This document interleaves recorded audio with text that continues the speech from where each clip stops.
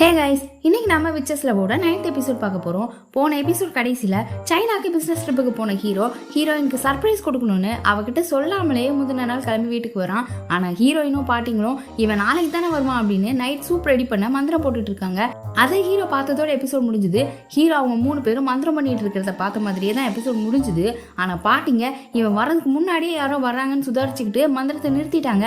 ஆனா ஹீரோ ஏதோ மாதிரி வெளிச்சமும் சத்தமும் வந்துச்சுன்னு சந்தேகப்பட்டு கிச்சன் கிட்ட போறான். ஹீரோயின் அவனை கிச்சனுக்குள்ளே விட மாட்டேங்கிறான். வெளியே போன்னு அவனை தள்ளி ரூம்க்கு அனுப்பிட்டா.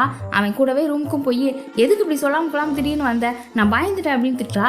என்ன இவன் இப்படிலாம் பண்றான்னு இவனுக்கு கோவம் வந்துருச்சு. இது என் வீடு, இங்க வர்றதுக்கு நான் யார்கிட்ட சொல்லணும் அப்படின்னு கத்துறான். அவள் மேலே கோவப்பட்டு பேசுவோம். ஏன் இவ்வளோ கோவப்படுற, எதையாச்சும் என்கிட்ட இருந்து மறைக்கிறியா அப்படின்னு கேட்டுடுறான். அதெல்லாம் ஒன்றும் இல்லை, நாங்கள் சூப் தான் செஞ்சுட்டு இருந்தோம் அப்படின்னும் போது நான் ஒன்றும் அவ்வளோ முட்டாள் கிடையாது, வித்தியாசமான வெளிச்சம் வந்துச்சு, சத்தமும் கேட்டுச்சு அப்படின்னு கரெக்டாக கேட்குறான். நீ பார்த்ததும் தப்பு, கேட்டதும் தப்பு. எவ்வளோ கஷ்டப்பட்டு 50 வருஷமா இந்த ரெஸ்டாரண்ட்டை நடத்திட்டு வரோம் தெரியுமா? எத்தனை பேர் எங்களோட ரெசிபியை திருடுறதுக்காக வந்திருக்காங்க தெரியுமா? எங்களோட வாழ்க்கையே இந்த ரெஸ்டாரண்ட் தான், அதில் உள்ள அந்த ரெசிபி தான் எங்களுக்கு எல்லாமே. அதை திருட வர்றவங்க மாதிரி தான் நீயும் பண்ணியிருக்க அப்படின்னு கத்துறா. அவனுக்கு ரொம்ப ஹர்ட் ஆயிடுச்சு. என்னையும் அவங்கள மாதிரின்னு சொல்றியா? நான் உங்களில் ஒருத்தன் நினைச்சேன், வேலை சீக்கிரம் முடிஞ்சது, உன்னை பார்க்கணும்னு இருந்துச்சு, அதான் இவ்வளோ சீக்கிரம் வந்தேன், அதுக்கு எனக்கு கிடைச்சது இதுதான் அப்படின்னு கோச்சுக்கிட்டான். உடனே அவளும் கொஞ்சம் ஓவரா தான் போயிட்டோமோ அப்படின்னு சாரி அப்படின்னு அவனை பின்னாடி இருந்து ஹக் பண்றா. அவனுக்கு இப்படி பேக் ஹக் பண்ணாலே ஒரு மாதிரி இருக்கும். ஆனா இப்போ அவனுக்கு எதுவுமே செய்யல, சமாதானமும் ஆயிட்டான். கீழே பாட்டிங்க இவன் எதுவும் பார்த்துருப்பானோ என்னமோன்னு ரொம்ப குழம்பிட்டு இருக்காங்க. அப்போ ஹீரோயின் வந்து அவன் எதுவுமே பார்க்கல, நான் கன்ஃபார்ம் பண்ணிட்டேன்னு சொல்றா. ஆனா பாட்டிங்க மனுஷங்களெல்லாம் நம்பக்கூடாது அப்படின்னு ஸ்டோர் ரூம்ல இருந்து ஏதோ ஒன்று எடுக்கிறாங்க. சரக்கு தான், அதை குடிச்சா உண்மையை மட்டும்தான் பேசுவாங்களாம். ஹீரோ ஏற்கனவே டயர்டா இருக்கான். அவனை கூட்டிட்டு வந்து உட்கார வச்சு அதை குடிக்க சொல்றாங்க. அவனும் இல்ல பாட்டி, ஏற்கனவே நான் ரொம்ப டயர்டா இருக்கேன், நாளைக்கு வேற காலைல சீக்கிரமா எந்திரிக்கணும், சரக்கெல்லாம் அடிக்க முடியாது அப்படின்னு சொல்றான். இதை குடிப்பா, நல்லா தூக்கம் வரும்னு சொல்றாங்க. அப்போ ஹீரோ அந்த சரக்கு பாட்டில் எடுத்து பார்த்துட்டு அதுல ஏதோ எழுதியிருக்கு, 1958 டேட்லாம் போட்டிருக்கு. அதை பார்த்துட்டு உண்மையா சொல்றானா இல்லை சும்மா அடிச்சு விடுறானான்னு தெரியல. இது ரொம்ப காஸ்ட்லியான சரக்கு, ஒரு சின்ன மூடியில உள்ள அந்த சரக்கு மட்டுமே 1.25 கோடி மதிப்பு இருக்குன்னு சொல்றான். இதை கேட்டவுடனே பாட்டிகளுக்குலாம் ரொம்ப ஷாக்கு. இவ்வளோ நேரம் அவனை குடி டார்ச்சர் பண்ணிட்டு 1.25 கோடி அப்படின்னதும், ஏன்பா இதை போய் என்ன குடிச்சுக்கிட்டு அப்படின்னு ஊத்துன சரக்கு திரும்ப பாட்டிலே ஊத்திட்டு இருக்காங்க. பார்த்து கொட்டிட போகுது, ஒரு துளி கொட்டினாலும் போச்சு அப்படின்னு சொல்லி ரொம்ப கேர்ஃபுல்லாக அதை ஊத்திட்டு அங்கேருந்து எஸ்கேப் ஆயிடுச்சுங்க. அவங்க போனதும் ஹீரோவும் கொஞ்சிட்டு இருக்க சின்ன பாட்டி லைட்டா சத்தம் கொடுக்குறாங்க. அச்சச்சோன்னு எழுந்து ரூமுக்கு போலான்னு கிளம்ப லைட் ஆஃப் பண்ணிட்டு போங்கப்பா அப்படின்னதும் ஹீரோயின் பழக்க தோசையில சொடக்கு போட்டு லைட் ஆஃப் பண்ணிட்டா. அதே மாதிரி டக்குன்னு லைட் ஆஃப் ஆச்சுன்னு ஹீரோ பார்த்துட்டு இருக்கும்போதே ஹீரோயின் எனக்கு ஒன்றும் தெரியாதுப்பான்ற மாதிரியே நைஸா அங்கிட்டு இருந்து எஸ்கேப் ஆயிட்டா. இப்போ அடுத்த நாள் வழக்கம் போல எல்லாரும் ரெஸ்டாரண்ட்ல வேலை பார்த்துட்டு இருக்கும்போது ஒரு வயசான தாத்தா ஒருத்தர் வராரு. என்னன்னு தெரியல, அவரை பார்த்ததுமே நம்ம சின்ன பாட்டி பதறி போய் கையில வச்சிருந்த பாத்திரத்தெல்லாம் கீழே போட்டாங்க. ஹீரோயின் தான் போய் அந்த தாத்தா கிட்ட ஆர்டர் எடுக்கிறா. அவர் ஏதோ பக்கத்து கிராமத்துல இருந்து வந்திருக்காராம். அதனால கொட்டாம 2 சூப் பார்சல் வேணும் அப்படின்னு பாத்திரத்தை கொடுத்துட்டு டேபிள்ல உட்கார்றாரு. நம்ம சின்ன பாட்டிக்கு இந்த தாத்தாவை பார்த்த உடனே என்னமோ ஆயிடுச்சு, என்னன்னே தெரியல, ஒரு மாதிரி உட்கார்ந்துட்டு இருக்காங்க. ஹீரோயின் வந்து அவர் யாரு, உங்களுக்கு தெரிஞ்சவரா அப்படின்னு கேட்கும்போது யாருக்கு தெரியும், நான் அவரை பார்த்ததே இல்லைன்னு ரொம்ப டென்ஷன் ஆகுறாங்க. நெஞ்செல்லாம் அடைக்குது. கொஞ்சம் காற்று வாங்கிட்டு வரேன்னு வெளியில போயிட்டாங்க. பார்சல் வாங்கிட்டு அந்த தாத்தா வெளியில வரும்போது யாரோ அழுகிற சத்தம் கேட்குது. யாருன்னு பார்த்தா நம்ம சின்ன பாட்டி தான். அந்த தாத்தாவும் ஏன் இந்த பொண்ணு அழுதுட்டு இருக்குன்னு பார்த்துட்டு கிட்ட போறாரு. இவருக்கு பாட்டியை எங்கேயோ பார்த்த மாதிரி இருக்கு போல, நீ அவ தானே அப்படின்னு ஒரு பேரை சொல்லி கேட்கிறாரு. அது ஆனால் சின்ன பாட்டி பேர் இல்லைன்னதும் உன்னை எங்கேயோ பார்த்த மாதிரி இருந்துச்சு அதான் அப்படின்னு அங்கேருந்து கிளம்பிட்டாரு. போகும்போது கர்ச்சீஃபை பாக்கெட்ல இருந்து எடுக்கிறேன்னு ஐடி கார்டு ஒன்று கீழே போட்டு போயிட்டாரு. அதை அவர் கவனிக்கவும் இல்லை. பாட்டி அதை வேற எடுத்து பார்த்து ரொம்ப ஃபீல் பண்றாங்க. நைட்டு கூட சாப்பிடவே வரமாட்டாங்க. அப்படி என்னதான் பிரச்சனைன்னு இப்பதான் பெரிய பாட்டி அந்த தாத்தா யாருன்னு நமக்கு சொல்றாங்க. அவர் நம்ம சின்ன பாட்டியோட எக்ஸ்ல வரான். அதுவும் அந்த ஆள் ஏதோ ஏமாத்துக்காரறான். அவனுக்காக போய் இப்படி சாப்பிடாம கிடக்குற, இன்னும் அவன் மேல ஃபீலிங்ஸ் இருக்கா அப்படின்னு பெரிய பாட்டி கேட்க சின்ன பாட்டியும் அதெல்லாம் இல்லை, நான் கோவமா இருக்கேன், என் மனசுல அவ்வளோ பெரிய ராடை இறக்கிட்டு காணாம போயிட்டான், இப்ப பார்த்தும் கூட அவனுக்கு என்ன அடையாளம் தெரியல அப்படின்னு ரொம்ப புலம்பி அழுதுட்டு இருக்காங்க. ஹீரோயின் சின்ன பாட்டியவே ஒரு மாதிரி பார்த்துட்டு இருக்கா. நமக்கும் நாளைக்கு தான் நிலைமையோ அப்படின்னு. அப்புறம் அவர் ரூமை விட்டு வெளியில வரும்போது கரெக்டாக ஹீரோ வரான். பாட்டி அழுகுற சத்தம் கேட்டு என்னன்னு கேட்குறான். ஹீரோயினும் அவனை தனியாக கூட்டிட்டு போய் பாட்டியோட லவ் ஸ்டோரி சொல்ல ஆரம்பிக்கிறா. நம்ம சின்ன பாட்டி யூத்தா இருந்தப்போ ரொம்ப ஃபேமஸாக இருந்திருக்காங்க. ஏரியாவில் இவங்களை தெரியாத ஆளே கிடையாதான். பசங்களாம் இவங்களை பார்த்த உடனே விழுந்துருவாங்களாம். அப்புறம் அந்த தாத்தா அவர் மட்டும் லேசுப்பட்டவரெலாம் கிடையாது, ஊரா பொண்ணுங்களாம் அவரை பார்த்து விழுந்துருவாங்க. பாட்டி பணக்காரங்க அரசியல்வாதிங்கன்னு யாரையாவது கரெக்ட் பண்ணியிருந்துருக்கலாம். ஆனால் ஒரு ஏமாத்துக்காரனான அந்த தாத்தா கிட்ட தான் விழுந்துட்டாங்க. அவர் ஒரு ஏமாத்துக்காரர் தான், ஆனால் பாட்டி மேலே அவருக்கு ரொம்ப காதல். 2 பேரும் ராப்பகலாக லவ் பண்ணிட்டு இருக்காங்க. இப்படி இருந்தவங்க எப்படி பிரிஞ்சாங்கன்னு பார்த்தா, நம்ம சின்ன பாட்டி ஒரு சூனியக்காரின்னு தெரிஞ்ச உடனே அந்த ஆள் பயந்து ஓடிட்டான். இந்த கதையில சின்ன பாட்டி பிரேக்கப் பண்ண ரீசனை மட்டும் விட்டுட்டு ஹீரோயின் ஹீரோ கிட்ட மற்றதெல்லாம் சொல்றா. அவ்வளோ டீப்பா லவ் பண்ணவங்க ஏன் பிரேக்கப் பண்ணாங்க அப்படின்னு கேட்குறான். ஹீரோயின் சும்மா நடக்கும், அவங்களுக்குள்ள இந்த காதல் மறைஞ்சிருக்கும் அப்படின்னு சொல்லி சமாளிக்கிறா. அப்படி உருகி உருகி காதலிச்சு கடைசியில் ஒருத்தருக்கு இன்னொருத்தங்கள ஞாபகமே இல்லை. ஞாபகம் இருக்கிறவங்க காயப்பட்டு வழியில கஷ்டப்பட்டுட்டு இருக்காங்க. இது ரொம்ப அநியாயம் அப்படின்னு ஹீரோ சொல்ல, காதல் பிஸ்னஸ் மாதிரி கிடையாது, 2 பேரோட காதலும் ஒரே அளவுக்கு இருக்கிறது இல்லை. அப்படி ஒரே மாதிரி இருந்தால் அது காதலும் கிடையாதுன்னு சொல்லிட்டு, இதே மாதிரி நீ என்ன 10 வருஷம் 30 வருஷம் 50 வருஷம் கழிச்சு ஞாபகம் வச்சிருப்பியா அப்படின்னு ஒரு கேள்வி கேட்குறா. இவங்களுக்குள்ள அடுத்த சண்டையே இதில் தான். அது என்ன, பிரேக்கப் பற்றி யோசிக்கிறவங்க தான் இந்த மாதிரிலாம் கேள்வி கேட்பாங்க. நீ அப்போ அந்த ஐடியாவுக்கு வந்துட்டியா அப்படின்னு ஹீரோ சண்டை போடுறான். அப்புறம் அவனை அப்படி இப்படி பேசி சமாதானப்படுத்திட்டா. அடுத்த நாள் நம்ம சின்ன பாட்டி என்னை யாரும் தேட வேண்டாம் அப்படின்னு லெட்டர் எழுதி வச்சுட்டு வீட்டை விட்டு போயிட்டாங்க. ஆக்சுவலாக பெரிய பாட்டி சின்ன பாட்டியோட காதல் மெமரிஸ் எல்லாம் அழிச்சிருப்பாங்க. ஆனால் கொஞ்சம் மெமரிஸ் இருந்திருக்கும். தாத்தாவை பார்த்ததும் எல்லாமே ஞாபகம் வந்துருச்சு.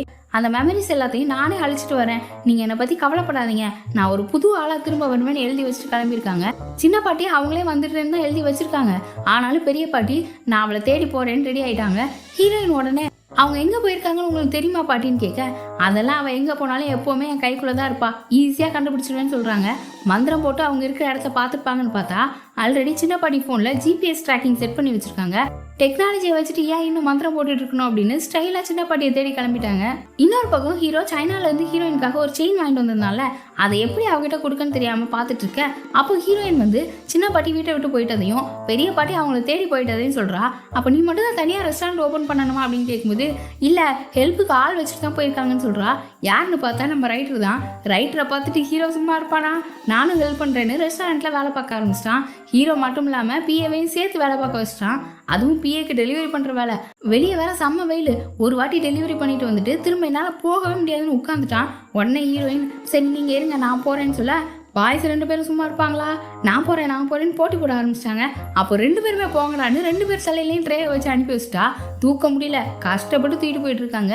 இப்போ வேலையெல்லாம் முடிச்சுட்டு நைட் எல்லாரும் உட்காந்து சரக்கு அடிச்சிட்டு இருக்காங்க.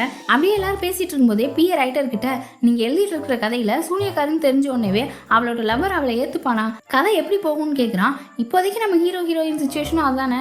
அதுக்கு ரைட்டர் இருந்துட்டு பிஏ கிட்டவே நீங்களே சொல்லுங்க எப்படி கதையை கொண்டு போகலான்னு கேட்க, அந்த பையன் ஏஞ்சல் மாதிரி, அவன் கூட அந்த சூனியக்காரியை நினைச்சு கூட பார்க்க முடியல, ரொம்ப பயமா இருக்குன்னு சொல்றான். இதை கேட்டதும் ஹீரோயின் முகம் ஒரு மாதிரி மாறுது, கொஞ்சம் டல் ஆயிட்டா. அப்போ ரைட்டர் இருந்துட்டு, ஆனா எனக்கு அது ஓகே தான், நம்ம வாழ்க்கையில உண்மையான காதலை கண்டுபிடிக்கிறது ரொம்ப கஷ்டம், அப்படி ஒன்று கிடைச்சா அதை ஏன் விடணும் அப்படின்னு சொல்றான்.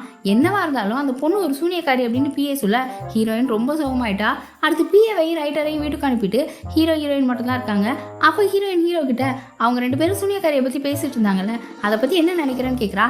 அதுக்காக சூனியக்காரிங்கன்னு யாருமே இந்த உலகத்துல கிடையாது, அப்படி அவங்க இருந்தா தானே முதல்ல இந்த கேள்வியே கேட்கணும். அதை விட்டுட்டு இல்லாத ஒன்று பெரிய விஷயம் மாதிரி பேசிட்டு காதல் அப்படி இப்படின்னு பேசிட்டு ரொம்ப சின்ன பிள்ளைத்தனமா இருக்குன்ட்டான். ஹீரோயின் செம்ம கடுப்பாயிட்டா. சூனியக்காரிங்க இருக்காங்களா இல்லையான்னு உனக்கு எப்படி தெரியும், உனக்கு நீ மட்டும் தான் பெரிய இவன் நினப்பு அப்படின்னு திட்டி விட்டுட்டு போயிட்டா. இப்போ நம்ம என்ன சொன்னோம், எதுக்கு இப்படி கோச்சிட்டு போறா அப்படின்னு ஹீரோக்கு ஒண்ணுமே புரியல.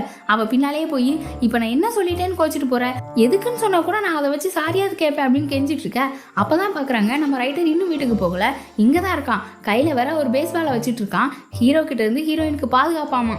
ஹீரோ உடனே இவன் இங்க என்ன பண்றான் போக சொல்லு அப்படின்னு சொல்ல, ஹீரோயின் வேற கோவமா இருக்காளா, எனக்கு எதுவும் தெரியாது உங்க பாடு அப்படின்னு போயிட்டா. ரைட்டர் நல்லா ஹீரோ பெட்ல படுத்துக்கிட்டான். ஹீரோவும் விடல, ரைட்டர் கூட மல்லு கட்டி பெட்ஷீட் எல்லாம் பிடிங்கி பாக்குறான். ஆனா முடியல.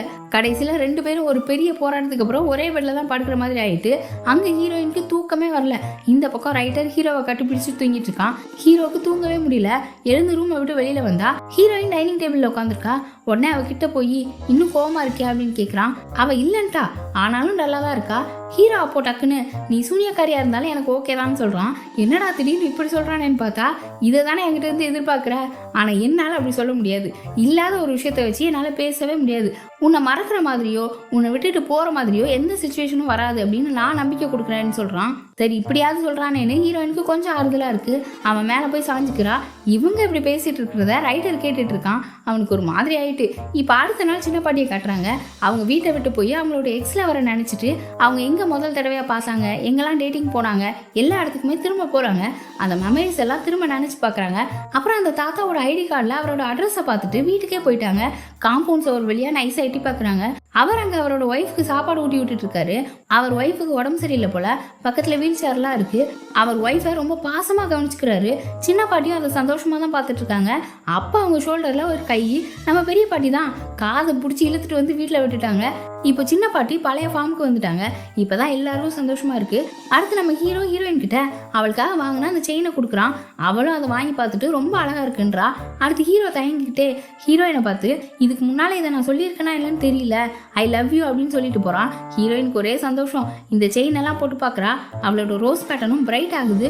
இன்னொரு பக்கம் பாட்டிங்க 2 பேரும் பழைய ஃபார்முக்கு வந்து உருண்டு பரண்டு அடிச்சு விளையாண்டுட்டு இருக்காங்க. அப்படியே இந்த எபிசோட் முடியுது. ஹீரோயின் சூரியகாரின்றது ஹீரோவுக்கு எப்போ தெரிய வரும், அவன் எப்படி ரியாக்ட் பண்ணுவான், பாட்டிங்க அப்போ என்ன செய்ய போகிறாங்கன்றதெல்லாம் வரப்போகிற எபிசோட்ஸில் பார்ப்போம். அதுக்கு சேனல் சப்ஸ்கிரைப் பண்ணி பெல் ஐகானை ப்ரெஸ் பண்ணி வச்சுக்கோங்க. வீடியோ பிடிச்சிருந்தா லைக் பண்ணுங்கள். Bye bye.